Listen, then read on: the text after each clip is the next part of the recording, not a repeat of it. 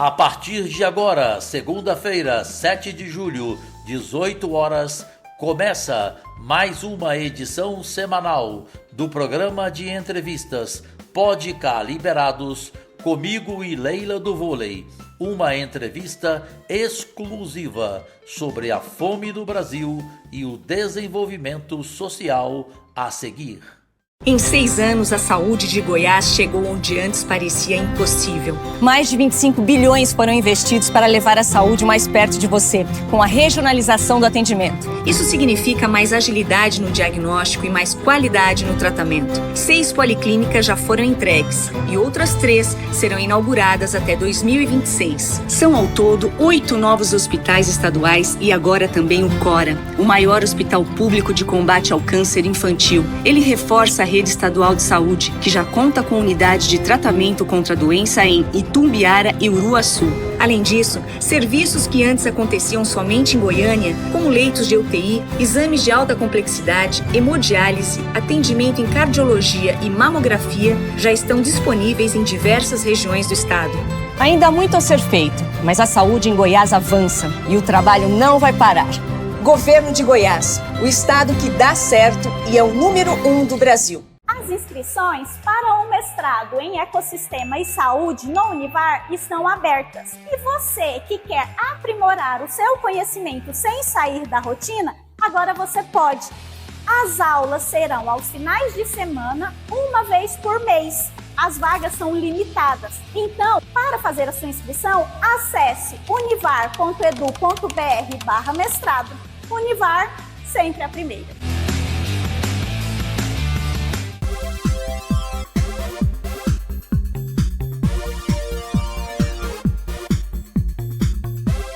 Podemos entrar aí nas suas casas? Se vocês permitem, agradecidíssimo e, como sempre, Deus e saúde, alegrias e vitórias a seus familiares e amigos. Dia do já reconhecido programa de entrevistas Pode Cá Liberados, nos canais abertos e fechados, todos eles nas redes sociais e para o mundo inteiro. Chegamos a 192 países através dos aplicativos Smart TVs e também no comando da Sul TV. Prazerosamente sempre é ela comigo, a guerreira das quadras, exemplo para o mundo todo e hoje exemplo na vida pública como senadora do Distrito Federal. Leila do Vôlei, quem está conosco hoje? Preste bem atenção, você meu único patrão.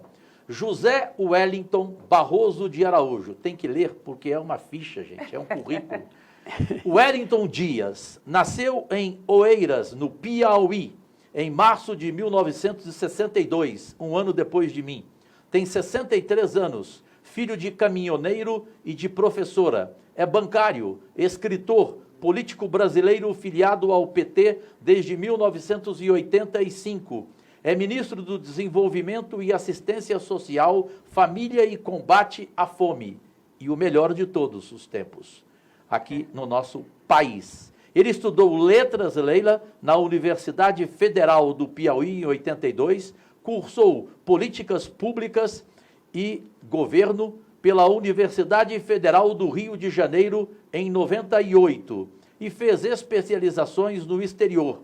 Na disputa eleitoral, preste atenção, iniciada em 92, ele começou como vereador, deputado estadual, deputado federal, governador do Piauí, 4 mandatos, só 4, e senador 2 vezes e agora ministro, como eu falei, do desenvolvimento social. Que ficha, hein, Leila? É incrível. E aí, é um prazer tê-lo aqui conosco, estar conosco aqui no Pode Cá. é uma honra. O nosso vice-presidente, ministro Geraldo Alckmin, ele Nosso ídolo. Pois é, ele também foi governador 4 vezes. Ele disse que um tio dele, comentando com ele, ou falta de criatividade. Ele não existe, Alckmin. Vem cá, antes da Leila fazer a primeira pergunta, o presidente Lula adora apelidar as pessoas que ele gosta. Ele já gostou de mim, hoje ele não gosta mais de mim, eu também dele. Gosta, ele gosta. Brincadeira, é brincadeira. Mas ele me chamava de bocudo. Ele chama o Jacques Wagner de galego. E o senhor ministro Wellington Dias, ele o chama de índio. É verdade. É verdade. Na verdade, eu sou índio descendente. Né? A minha família de origem indígena. Claro, já não moro na tribo há muitos anos, mas da nação G, da tribo de Jaicó, no estado do Piauí. O Piauí tinha grandes nações indígenas, teve um processo de extermínio e escapou. Até quando eu ganhei a eleição de governador, tinha um jornalista lá, Tomás Teixeira, Sim, aí ele botou assim, olha, deixaram escapar esse, virou governador. Impressionante, que trajetória. Ministro, deixa eu perguntar, você foi presidente de sindicato, você foi bancário, e você foi... Fui escoteiro. Escoteiro, foi... Atleta. Escritor, atleta. Dono de um Radialista. dono de um time de futebol. Isso. Radialista É o também. KLB. Meu time de futebol é KLB. Que lapa de bucho. E foi escritor. Por que política? A gente, quando menos percebe, já está. Você e o Cajuru podem dizer. Na verdade, eu realmente ingressei no Partido dos Trabalhadores muito mais na época pelo movimento sindical. Certo. Era um partido que organizava os sindicatos, enfim. E em 1992, assim, eu tinha acabado de fazer meu sucessor no Sindicato dos Bancários do Piauí, Regina Souza, que foi também governadora, senadora, e aí o partido chega, você tem que ser candidato. Mas não posso, não me preparei. Não tem negócio de preparar, não. Tem que ser. Nem que seja para ajudar a eleger alguém. E aí eu fui e venci a eleição de vereador. Nossa, que trajetória. E a partir daí, aí fui, como foi dito aqui, tive o privilégio de ter sido governador eleito 4 vezes, o povo lá é bem bondoso comigo. E com relação a ser governador, 4 mandatos, você enfrentou um período difícil, que foi o período da pandemia, e tipo assim, você liderou os governadores, né? O seu estado também, mesmo com todos os desafios, mantém um IDH alto, né? Mantém um índice de desenvolvimento humano alto. Ô Leila, o Piauí é um estado que entrou no século XXI como o estado mais pobre do Brasil. Sim. Então, nós somos gratos a Brasília, São Paulo, que recebiam muitos piauienses. Tinha um humorista nosso lá, o João Cláudio Moreno, Sim. E ele brincava e dizia, o produto que o Piauí mais exporta é gente. Eu sou neta de piauiense. Nós chegamos a cerca de 1 milhão de piauienses vivendo fora.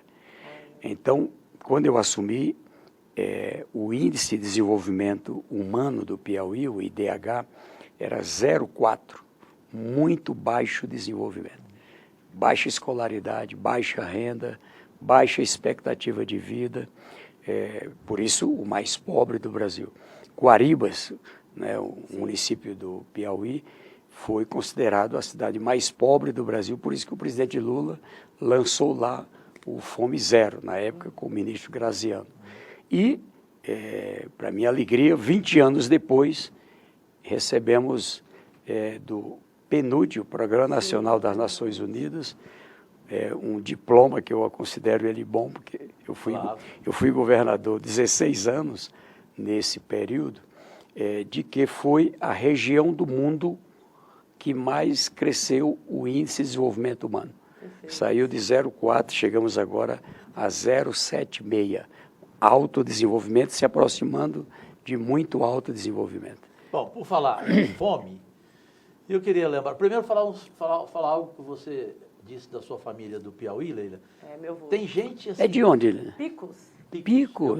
Eu conheço o Picos. Próximo, a família do meu avô Tem um time lá, Flamengo. Jaminiano, ele bem próximo lá. Tem um time lá, Flamengo. Não, Qual que é? É o Picos mesmo. É o Picos agora? Chama Picos, picoense.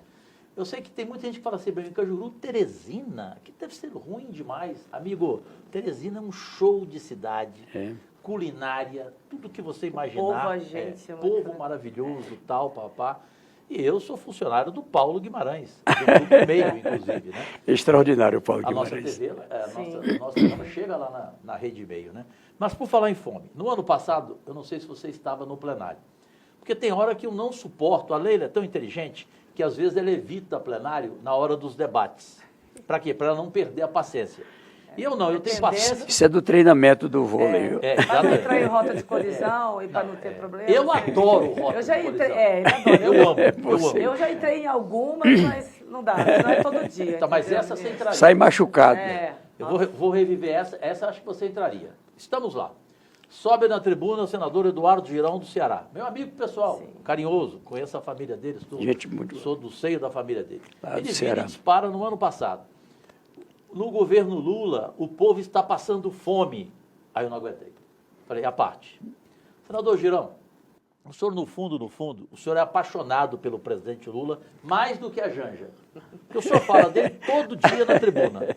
Agora o senhor vem e solta uma barbaridade dessa.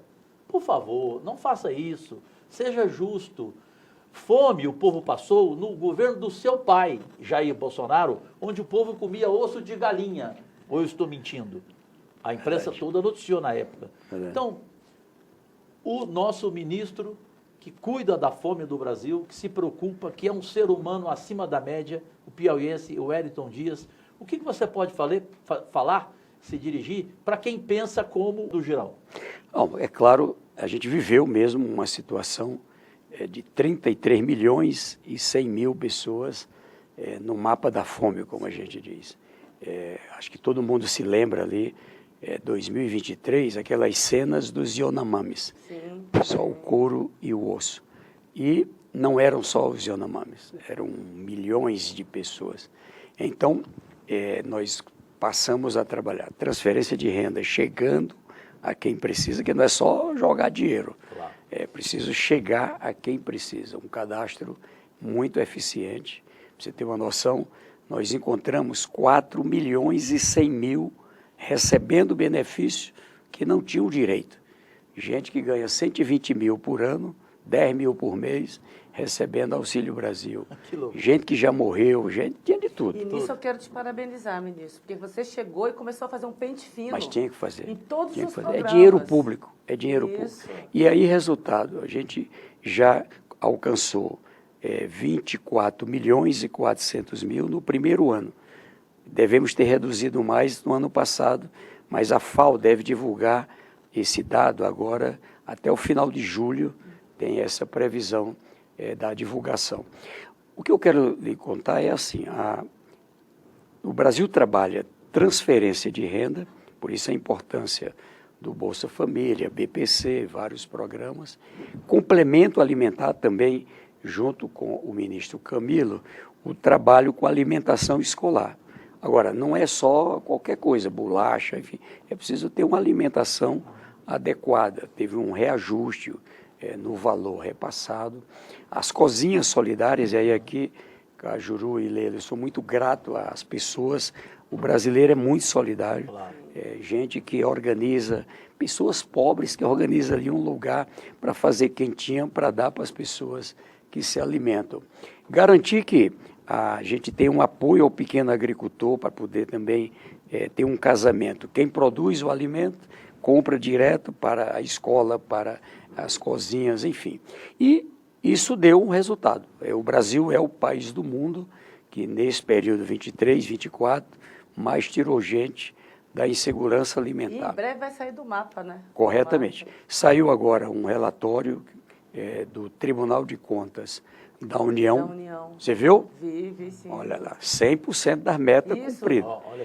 Lá a gente tem... Bolsa Família, principalmente. Bolsa Família, a gente de ter eficiência, exatamente, foi auditado. O resultado da redução da fome, o resultado da superação da pobreza. Nós estávamos com 9% na miséria e reduzimos para o mais baixo patamar da história do Brasil, 4%. A pobreza tinha chegado a 37%, chegamos agora, o Banco Mundial acaba de divulgar, 23%, também a maior redução.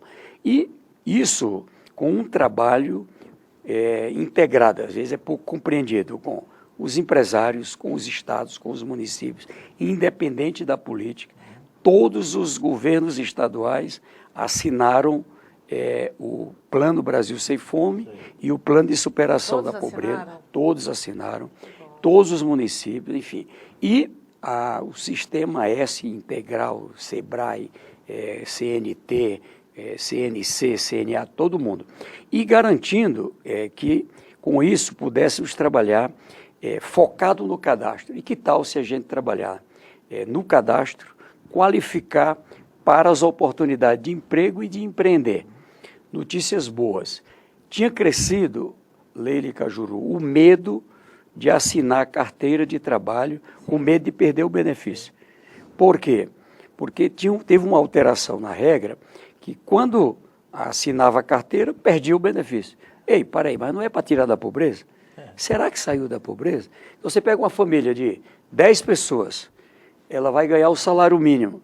Vamos dizer que receba líquido R$ 1.200, R$ 1.300. Quando divide por 10 pessoas, dá R$ 130. Então não sai da pobreza, não sai nem da miséria.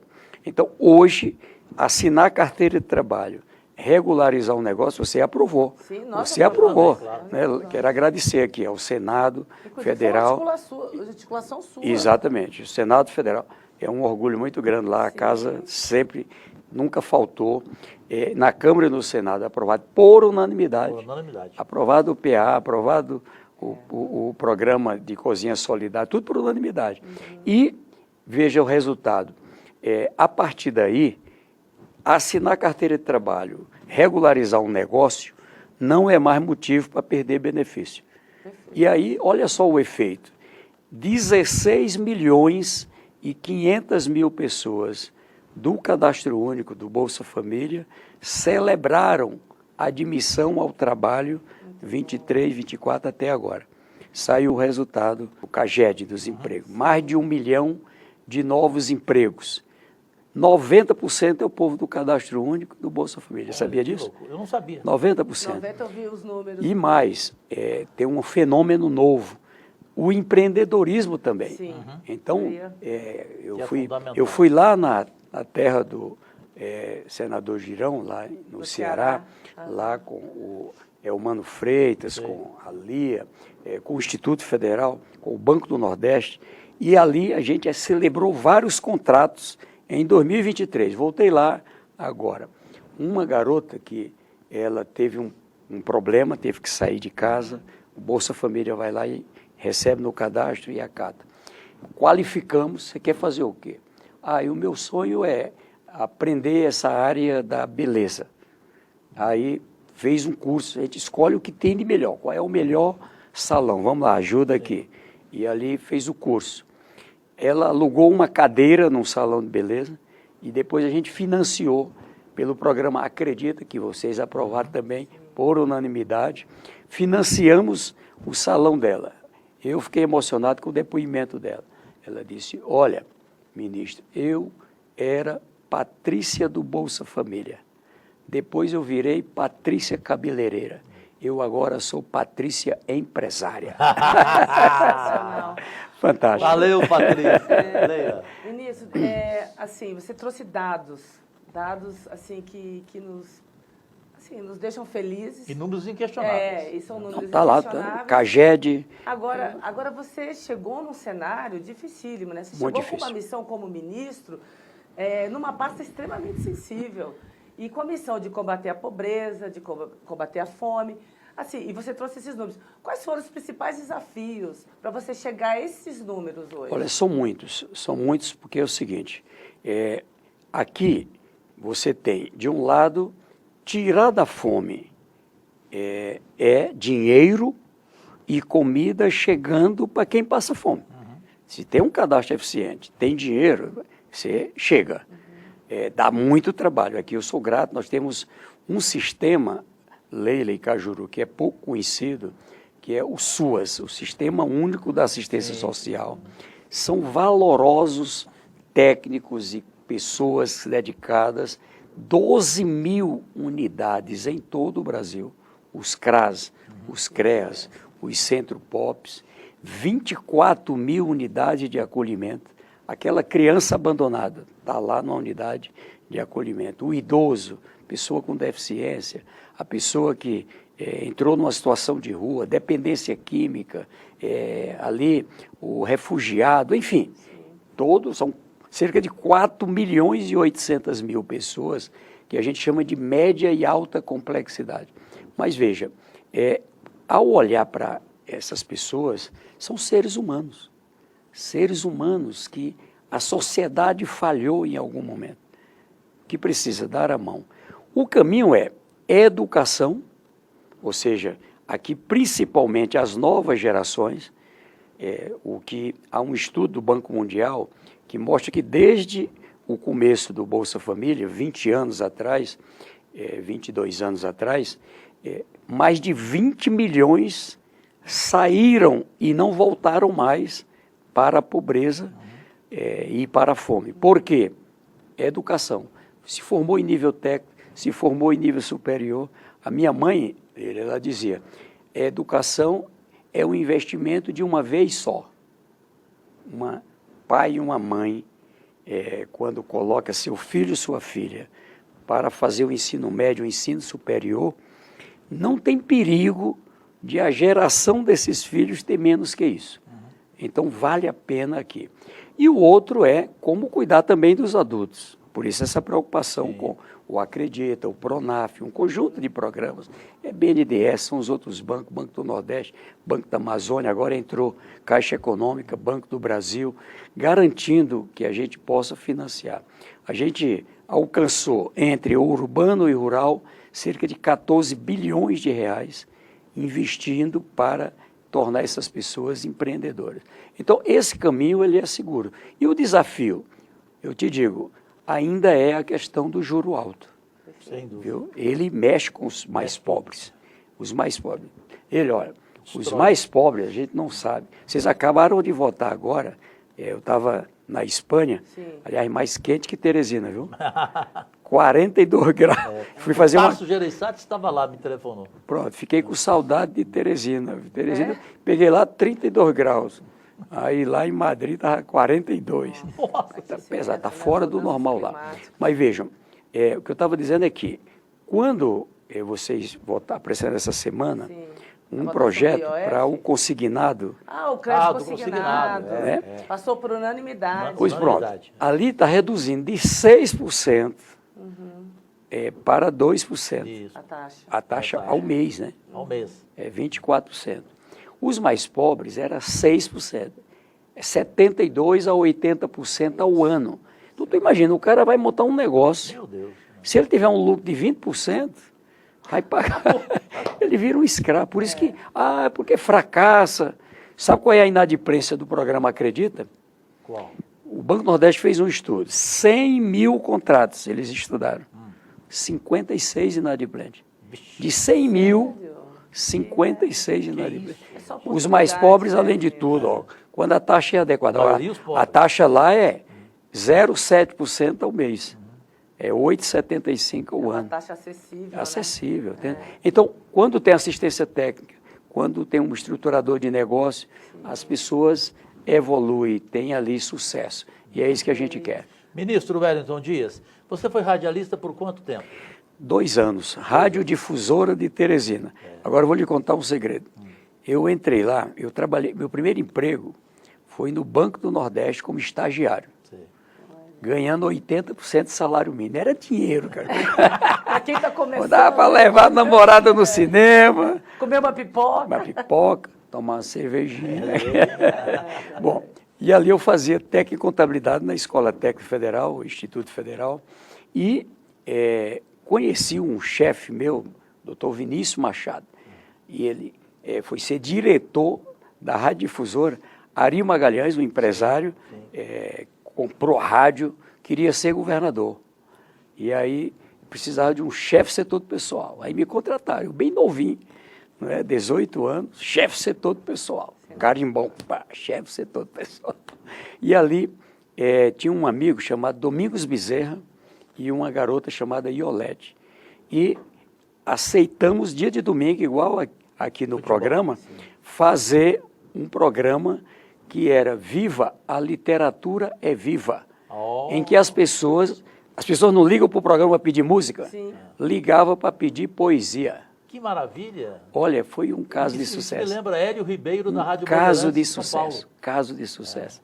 E aí a Iolete recitava, a gente recitava os poemas. Às vezes chegavam os poemas assim, eróticos.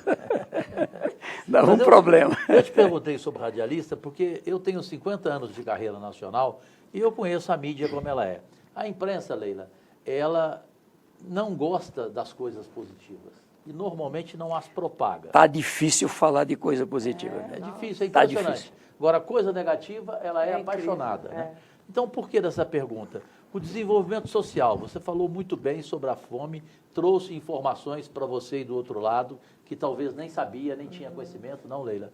E aí, eu queria que você avançasse um pouco mais para o Brasil saber sobre o desenvolvimento social nesse governo Lula III, ministro. Pois é, olha, primeiro, o presidente, pela própria história de vida dele, ele tem a justa compreensão que a pobreza não é só comida e não é só salário. Então, ele trabalha um eixo que ele chama de dignidade. Então, imagine, alguém está no Bolsa Família, ou até está ganhando um salário mínimo, mas não tem onde morar. Olha o peso do aluguel. Só quem vive do aluguel que sabe. Está lá pagando R$700 numa casinha ali para morar, metade do ganho daquela pessoa, quando é do Bolsa Família. Então, o Minha Casa Minha Vida é um programa integrado ao Cadastro Único para essas pessoas. Então, quem lá atrás tinha comprado, vocês aprovaram a quitação. Sim, também. E agora, as novas regras do programa, que no dia que recebe a casa, eu tive agora em Pernambuco, lá no meu estado também, aqui em Brasília, entregando, você recebe a chave da casa, a chave do apartamento e a quitação. Olha que coisa fantástica. Quando é do BPC, quando é do Bolsa Família. A farmácia popular, né, para a gente compreender, as pessoas, quando chegam numa determinada idade, eu já estou fazendo isso, tem diabetes, tem pressão alta, aí tem que tomar remédio. Aquilo é caro. O salário vai embora. Aquilo é caro. Caro. Então, farmácia popular. Garantir que a pessoa, o estudante, né, por exemplo, está tendo muita evasão. E a evasão é porque o aluno não tem o dinheiro para as coisas básicas ali. E ele desiste.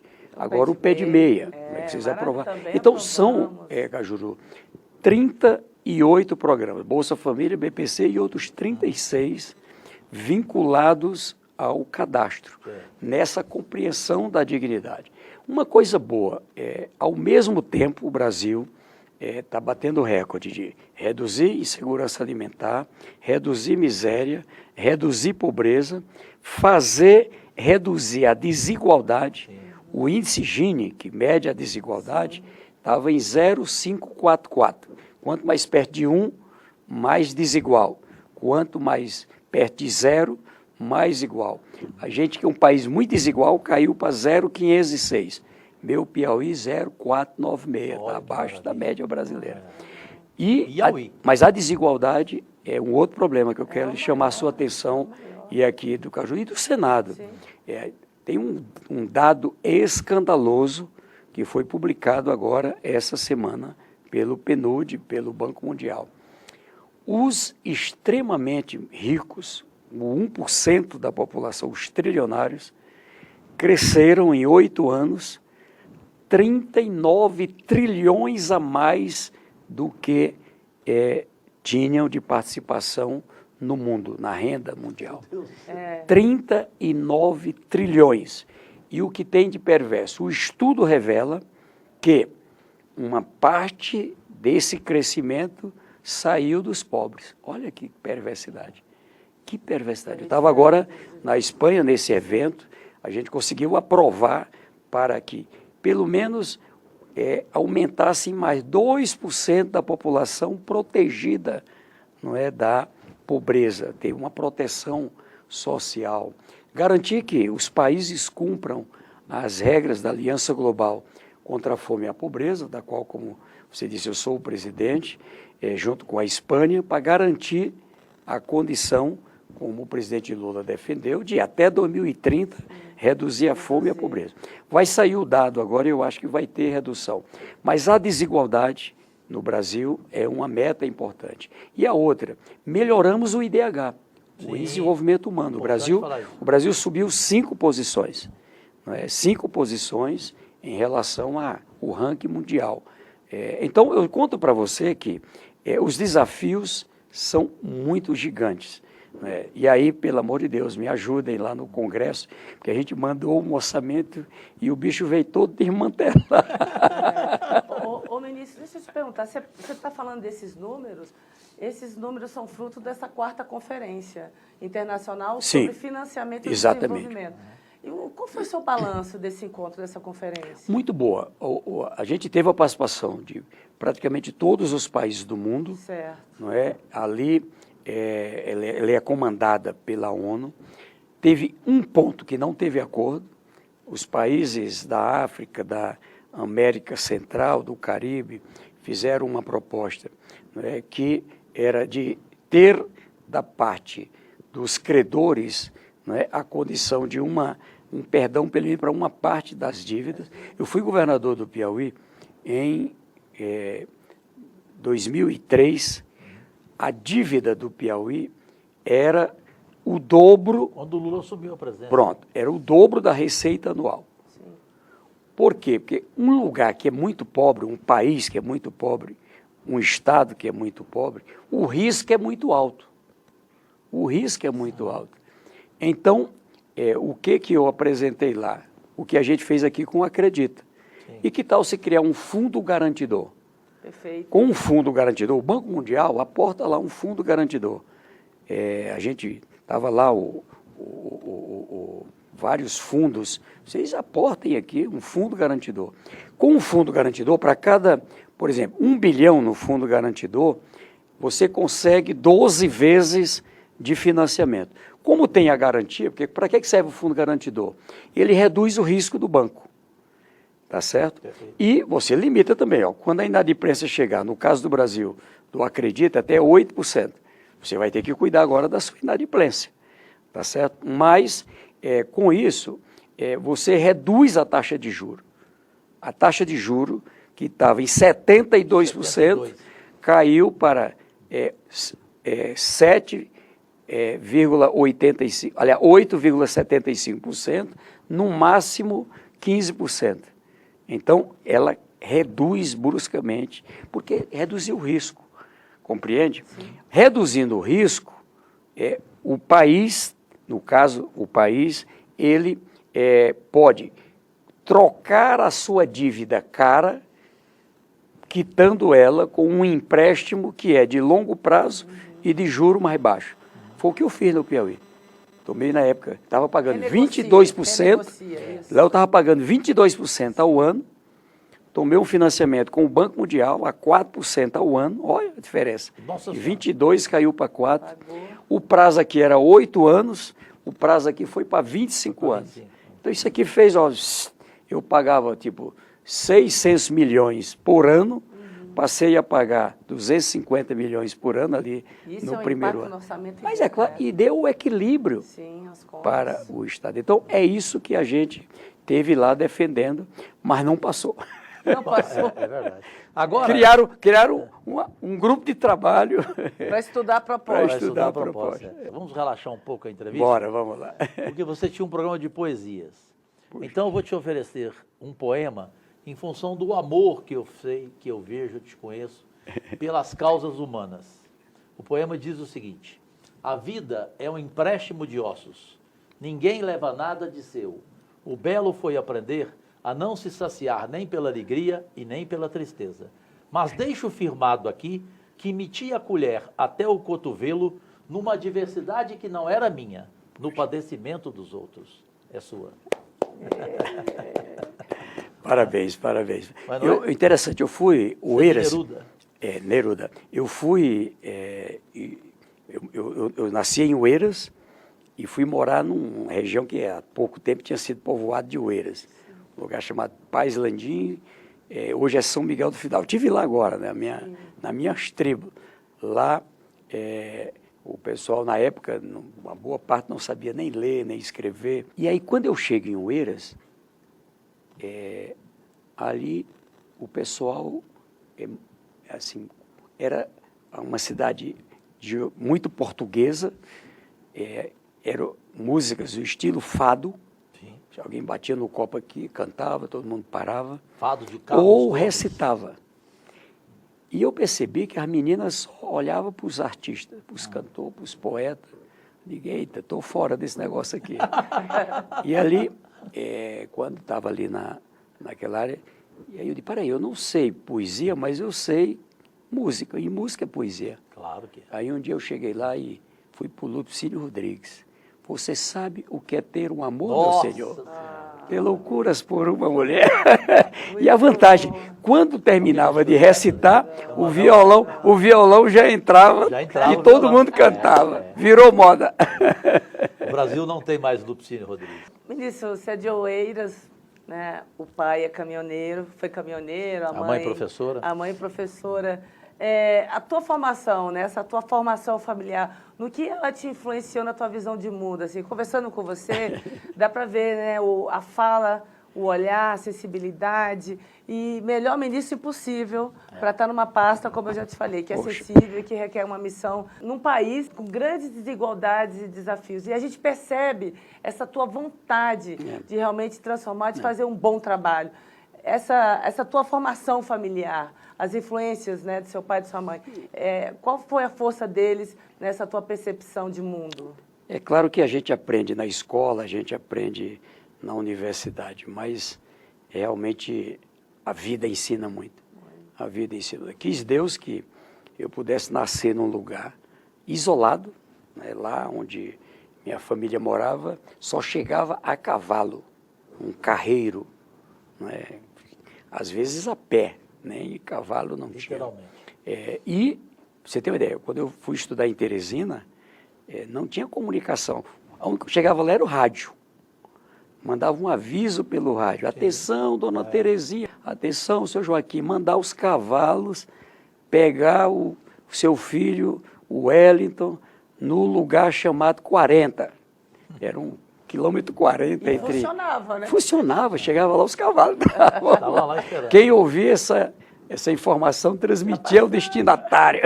As pessoas iam lá avisar, a senhora ouviu, saiu na rádio. Bom, mas ali eu pude viver a insegurança alimentar. A insegurança alimentar. Quando criança, meu sonho era ser vaqueiro.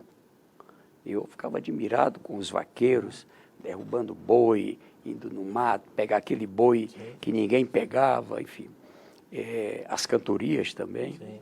E ali eu pude ver o que é amanhecer o dia e não ter o almoço, não ter ali uma insuficiência alimentar. Depois pude ver também a determinação. Né? A minha mãe era uma mulher, papai era calmo, tranquilão, não é? Aquela paciência extraordinária. E a minha mãe agitada, né? E ela estudou para terminar um curso do ginásio, né? E um curso de auxiliar de enfermagem pelo Projeto Minerva, pelo rádio. Pelo rádio, Botava o rádio em cima da mesa, às vezes à noite com a lamparina e ali estudando. Então, viver num lugar que não tinha energia, uma casa que não tinha banheiro, constrangimento das mulheres de ir no mato, você imagina, não é? Banhar de cacimba. Então, essa coisa toda eu vivi. Não é? E ali, quando criança, eu já de muito jovem, organizava o time de futebol, organizava ali o grupo de jovens, enfim. E foi daí que eu acho que nasceu essa experiência com a política. Não é? E o movimento sindical garantia que ali, quando tive o primeiro mandato, né, essa compreensão.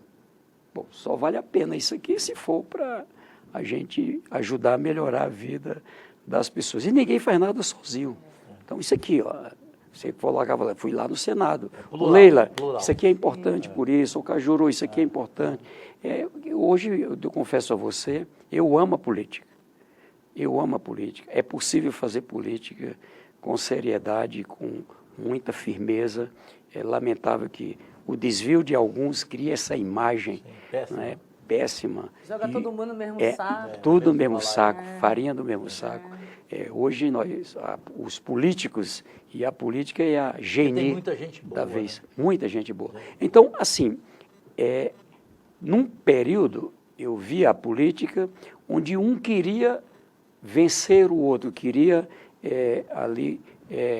ganhar o outro, superar. Hoje é destruir. É um negócio ruim. Para ganhar precisa destruir o outro. Então, isso é muito ruim. Hoje tem muita gente que não é contra o governo Lula, é contra o Brasil. Aquela loucura, frase, o quanto pior, melhor.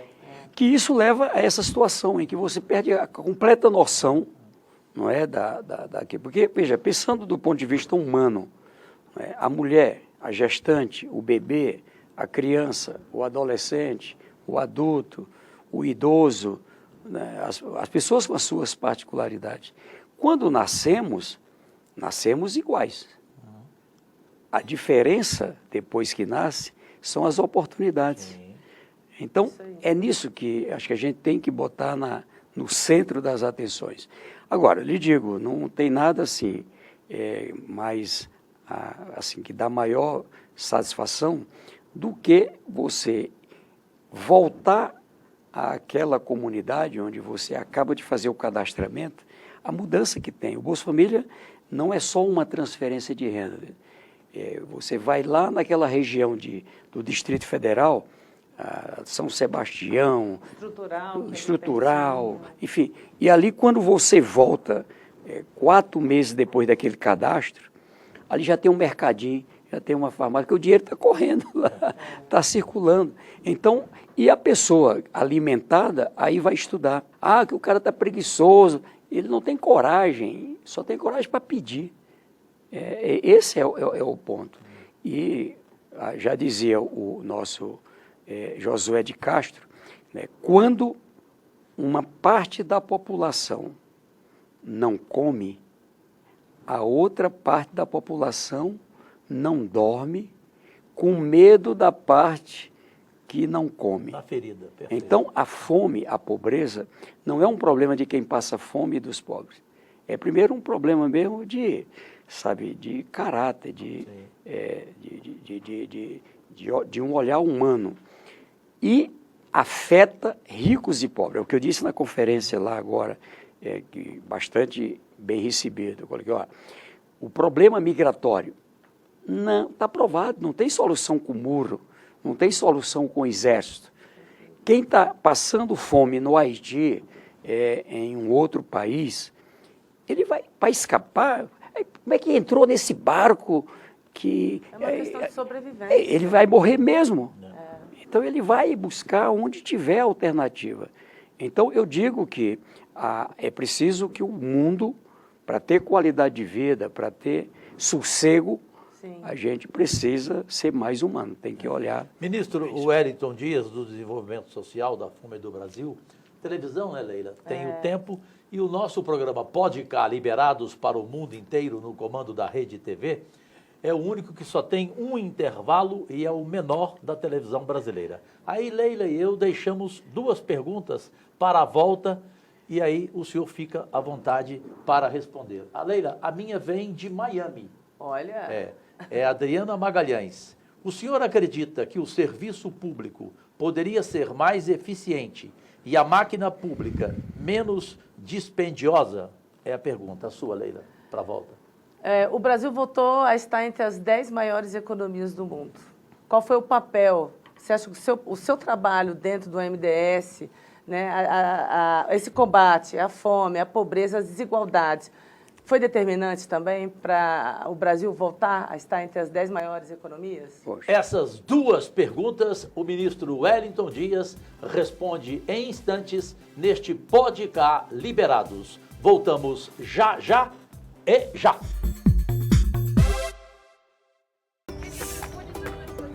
Nossas férias.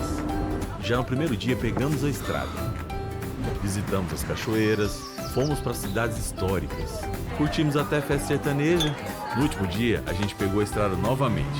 E esse dia foi inesquecível.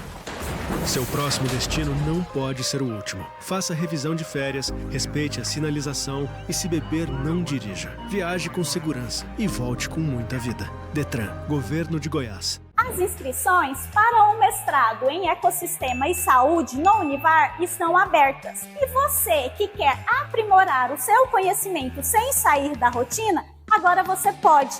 As aulas serão aos finais de semana, uma vez por mês. As vagas são limitadas. Então, para fazer a sua inscrição, acesse univar.edu.br/mestrado. Univar, sempre a primeira.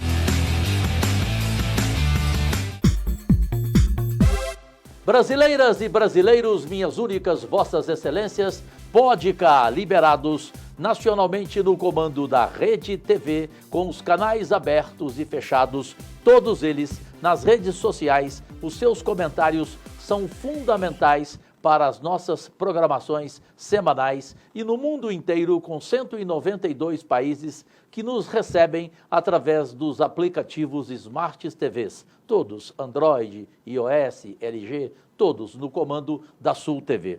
Voltamos com a última parte, Leila do Vôlei e eu, do Podcast Liberados, uma entrevista especial, humana, tanta coisa que você não sabia, que você hoje está tomando conhecimento.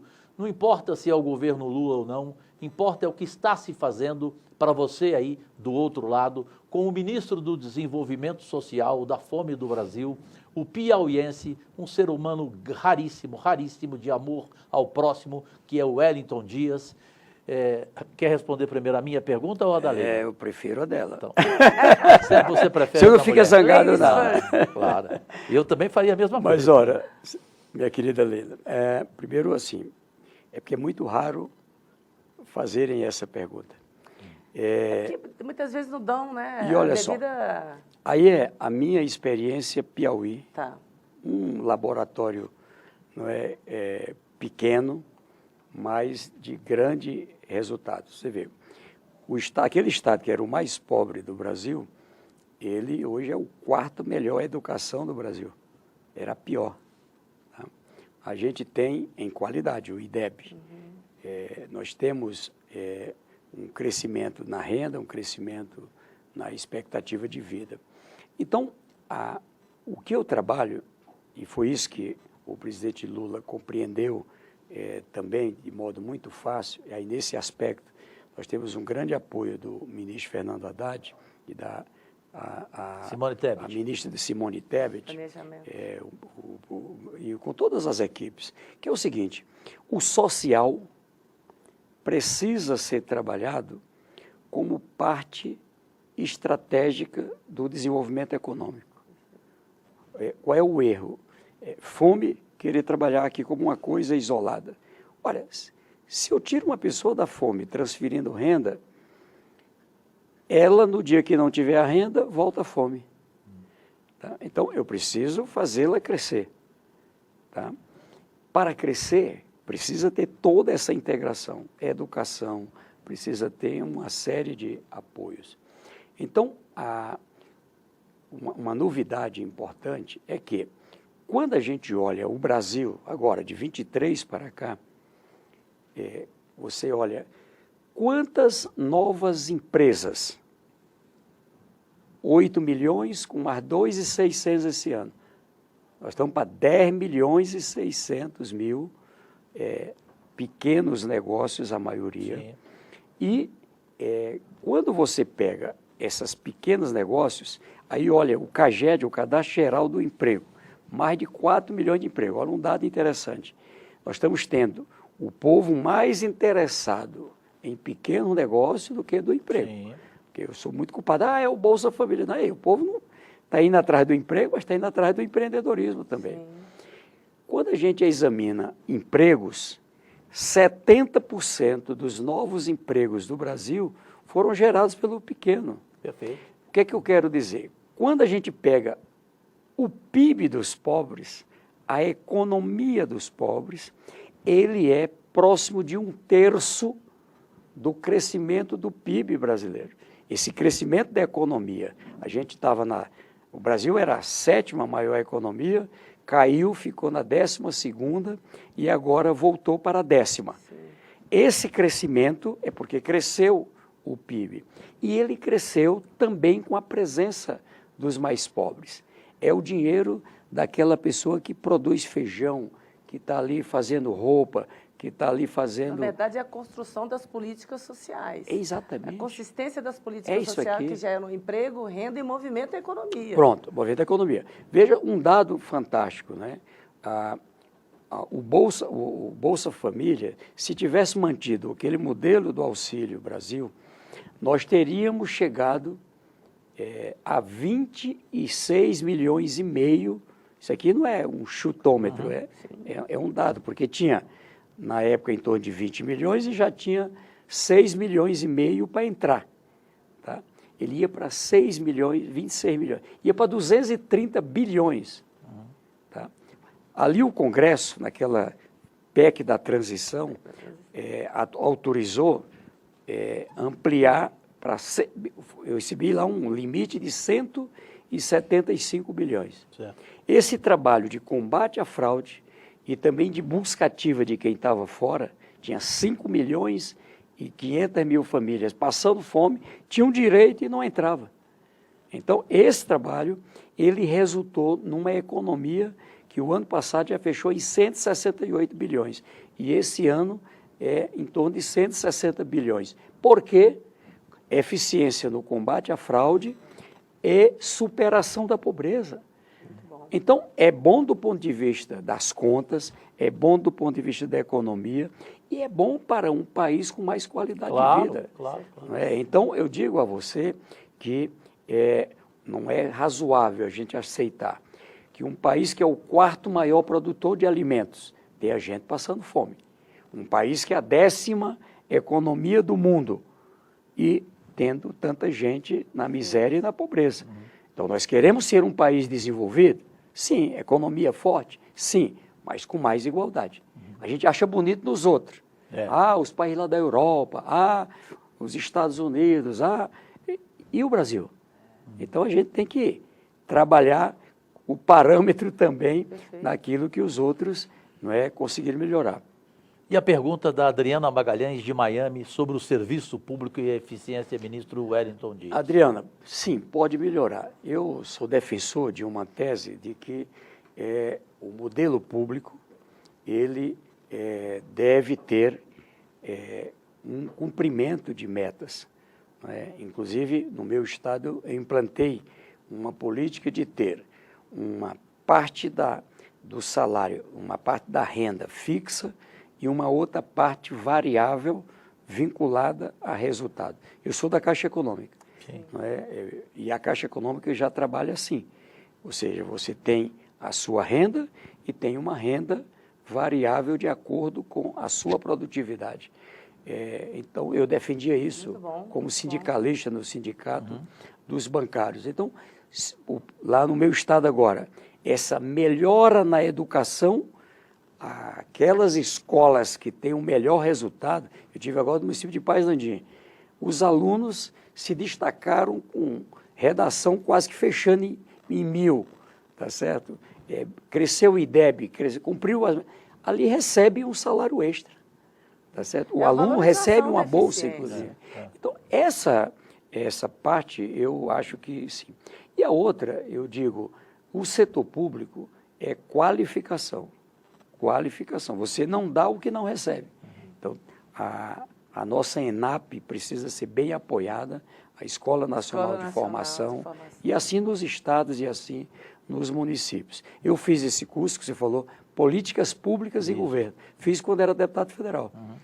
E ali, com Luiz Salomão, a gente organizou esse curso. Rio de Janeiro, craque. Então, governo e o setor empresarial, o governo e a área de saúde, o governo e a educação. Então, a gente passou a ter uma compreensão dos desafios. Isso me ajudou muito para o mandato que fiz. Depois eu fiz em Harvard, Desenvolvimento no Século XXI, e fiz também Liderança no Século XXI, e fiz também, vários parlamentares participaram, Desenvolvimento da Primeira Infância. Sim. Eu tenho uma filha que é autista e tinha o maior desejo que é uma das suas pautas, de conhecer. É a minha causa, sabia? O único estado do Brasil que tem 10 institutos de autismo, sabe qual é? Goiás. Todos bancados por mim. Parabéns. Bancados por mim, pelas minhas emendas. Parabéns. A gente não é vai pro inaugurar, governo, não. Não é pro dinheiro do governo, não. Vamos inaugurar lá em Teresina agora. Ótimo, parabéns, um parabéns. Instituto do Autismo e da Saúde Mental, Necessário. que também é necessário. Ministro, a gente vive uma realidade com relação ao aquecimento global. O Brasil vai sediar um importante evento que é a COP30, né, em Belém, no Pará. Eu pergunto a você, como ministro, enfrentou um grande desafio o ano passado, 2024, com as enchentes, a tragédia do Rio Grande do Sul, onde o governo federal criou uma força-tarefa. E o seu ministério, ele foi muito importante naquele processo. Verdade. Né?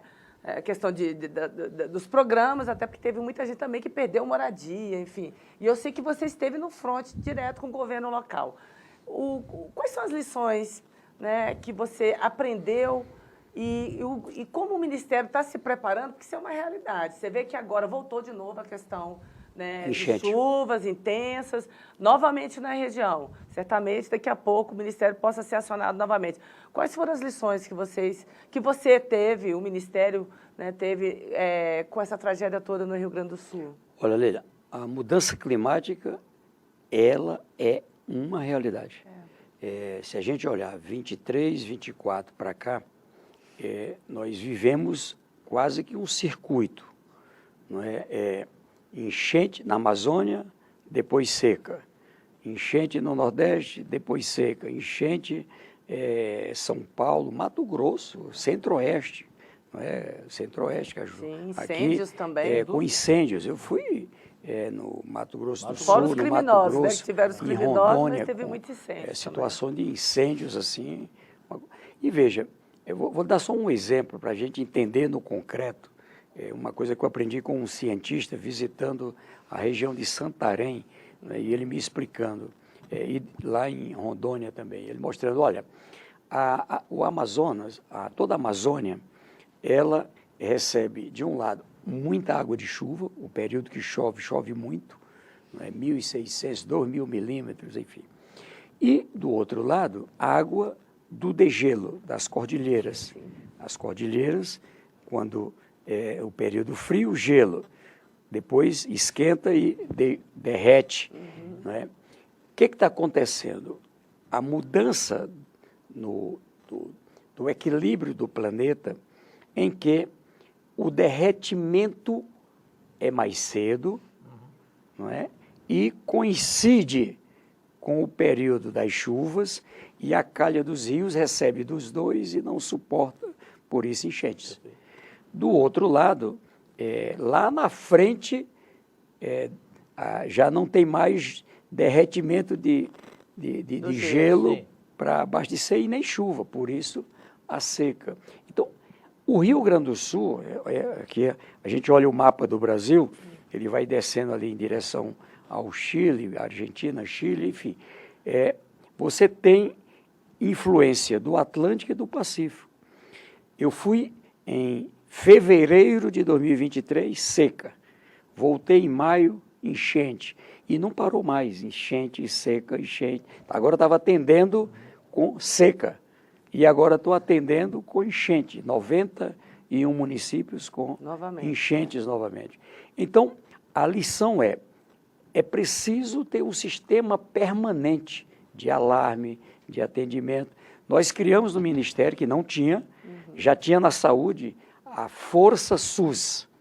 Olha. E agora nós criamos a Força SUAS. O que é isso? São pessoas treinadas do Brasil inteiro que se dirigem, por exemplo, ao Rio Grande do Sul, preparadas para atender, como é que cuida de abrigo, como é que cuida de pessoas. Porque a gente olha, pensa comida, e as pessoas que têm um problema psicológico. Imagine aquela família que perdeu o comércio, perdeu tudo, levou a casa, levou tudo. Ela entra num problema psicológico, cresce suicídio. Né? Então, se você não tem um atendimento psicossocial muito forte, aquela sociedade não soergue, não cresce. Coisa boa, todos os investimentos, né, que integrados, o governo do presidente Lula, acho que ele fez certo em levar os 3 poderes lá. O Rio Grande do Sul já voltou ao patamar da economia, não é, de 2023, tá certo? Então, por isso que a gente está cuidadoso para isso lá. Então, eu digo que sim, as lições de uma base permanente em todas as áreas, porque vai ser permanente. Do outro lado, assim, ó, da COP30, a gente aprovou agora, lá em Sevilha, na Espanha, um texto que pode parecer simplório, mas ele diz o seguinte, são 2 textos, Brasil e Espanha, nós encabeçamos, de trabalhar integrado o social, o ambiental e o econômico. E o Brasil está experimentando, a Indonésia, vários países. Veja aqui um exemplo. Plantar uma região que teve incêndio ou foi devastada e precisa ser recuperada. E que tal se recuperar com a participação dos nativos que estão em vulnerabilidade, estão no cadastro único. Sim. Ali, treinados, por exemplo, para colher semente, aqui tem, aqui na região da Chapada, dos Veadeiros, coletar semente, plantar muda, reflorestar. E que tal se essa floresta, lá na Amazônia, por exemplo, for cacau, for castanheira, junto com açaí, junto com as plantas, que depois é uma floresta que ninguém vai querer derrubá-la, porque é uma floresta que produz plantas como frutas, cosméticos, base para fármaco, né, no Nordeste, caju, cajá, manga, né, de acordo com Você que o ecossistema. De cajá. Sou plantador de cajá. Ministro Wellington, e tem uma floresta produtiva. Exatamente. Ministro Wellington Dias, televisão infelizmente é tempo, estouramos, mas vamos entrar naquele quadro esperado, porque vale a pena ouvir de ti, o Defina em uma Palavra, que começa sempre com Leila do Vôlei, a guerreira. Ministro, define uma palavra, Bolsa Família. Oportunidade. Define uma palavra, fome. Uma vergonha. Defina em uma palavra, o Piauí. Sucesso. Desenvolvimento sustentável. Responsabilidade ambiental e social. Define em uma palavra, Luiz Inácio Lula da Silva. Um guerreiro. Defina em uma palavra, vou colocar os dois, o Congresso Nacional. Complexo. Defina em uma palavra, Jair Bolsonaro. É um militar. Defina em uma palavra a cultura. Porque você é radialista, é um escritor. Ama livros, escreveu 3 vida. Vida, né? Vida, né? Para fechar, define O ser humano precisa. O ser humano precisa. Precisa comida, bebida, diversão e arte. Cultura é alimento. Muito bom. Define em uma palavra, Wellington Dias. Um sonhador, igual ao Alberto. Ah, sensacional. Continue sonhando, continue existindo, continue trabalhando por nós. O Brasil agradece. Estou escrevendo Piauí, o mundo agradece. Um sonho que não sonho só. Essa é muito boa. Essa me faz lembrar de Sócrates. Prazer, Sócrates. agradecido, parabéns pelo trabalho. Nossa, que é isso. Leila, voltamos na semana que vem com mais um Podcast Liberados para o mundo inteiro. Agradecidíssimo, Deus e saúde. Tchau, tchau.